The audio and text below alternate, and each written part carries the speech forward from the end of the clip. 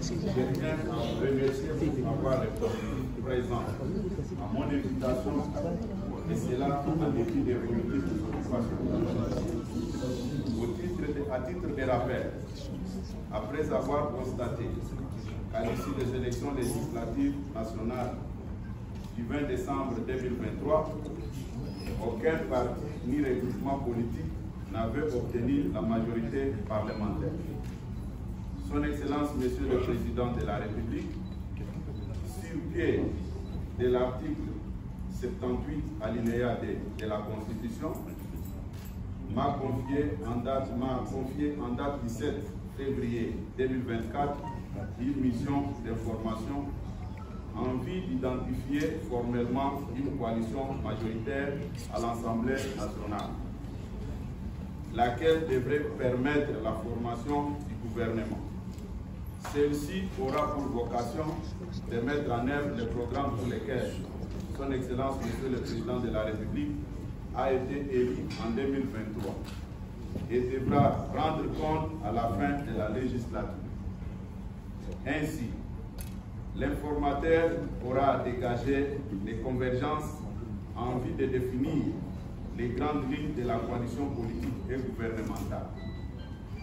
Donnant effet à ma désignation, je viens par la présente porter à la connaissance de l'opinion tant nationale qu'internationale du contenu de la mission d'informateur qui m'a été confiée, de sa durée, de la méthodologie du travail, de l'équipe qui m'accompagnera dans l'exécution des tâches inhérentes à cette mission, des résultats de celle-ci et de la remise du rapport à Son Excellence, Monsieur le Président de la République, chef de l'État.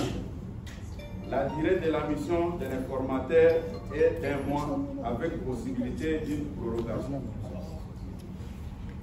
Pour ce faire, je me dois de prendre contact avec les différentes forces politiques qui constituent l'Assemblée nationale.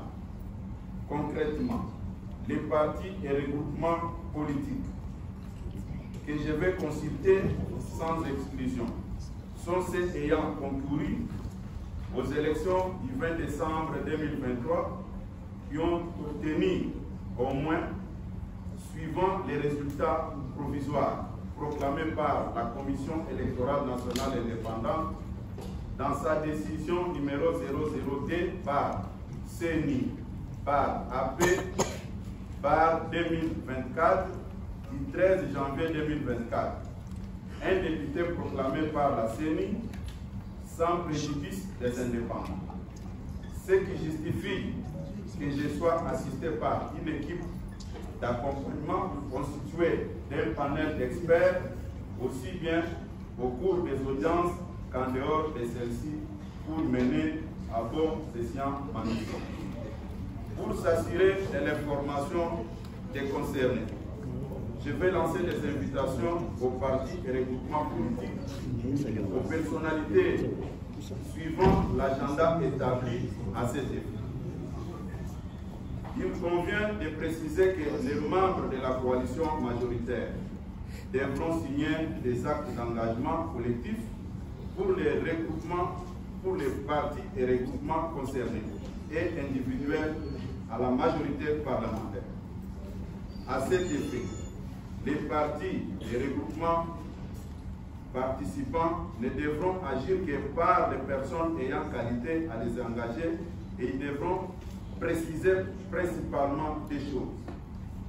Déclarer leur appartenance ou non à la coalition majoritaire qui sera mise en place pour former le gouvernement et en cas d'acceptation